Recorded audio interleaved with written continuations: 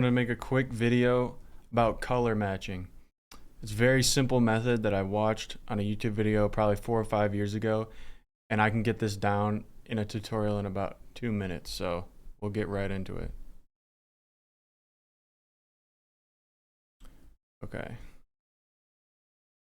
So, I have right here a photo that I just cut out. I'm going to use it in a different image. However, I'm going to be using it in a composition with multiple other photos, like this and this. And as you can see, this photo and this photo have quite a different white balance. The lighting in the arena changes all the time. You know, they can change the warmth of it, the color of it. So a lot of these are going to be different. So I like this blue tint. This is more natural to me. This is a little too warm for the graphic that I'm looking to do. So I'm just going to put this other one in here and get it to a point where I can compare the photos. So I'm looking at highlights and shadows. So the darkest parts are going to be in these folds of the jersey, black jersey, and as well here. You know, we're losing detail in those areas. So the first thing you're going to do is you're going to create a new layer, shift, delete, fill, gray, set to luminosity. And you're going to get these types of luminosity values that are passing above a threshold. And above that, you're going to do a hue saturation and go plus 100 on the saturation. So what this is doing is it's showing you which colors are most prevalent in the highlights and shadows, fully set to 100 saturation. So this can tell you exactly what you need to know if you understand what you're looking at. So in the darkest parts of this image and the darkest parts of this image, there is a tint. Obviously this one's more red, this one's more blue. But let's see if that's true by really accentuating it. Okay, boom. Shadows are completely blue, shadows are completely red. So the way that we correct this is take the photo that we want to match to the other. And you can use a bunch of different ones, but color balance I'll do right now.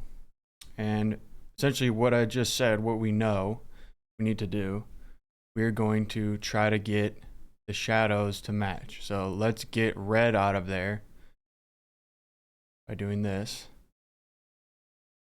So see how it's affecting these areas. These are midtones, so it doesn't really matter because we can fix that in the midtones. But we'll start with shadows. So we want this to be not red, but blue. So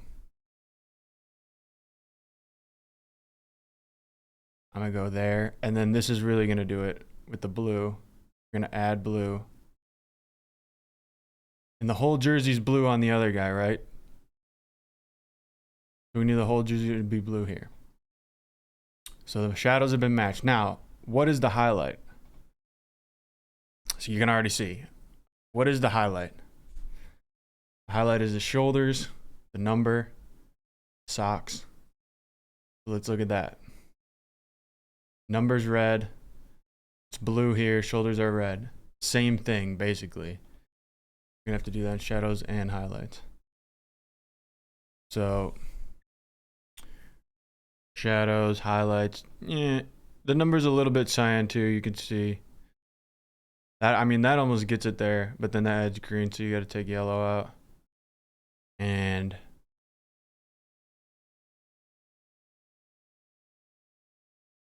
that's pretty darn close to me.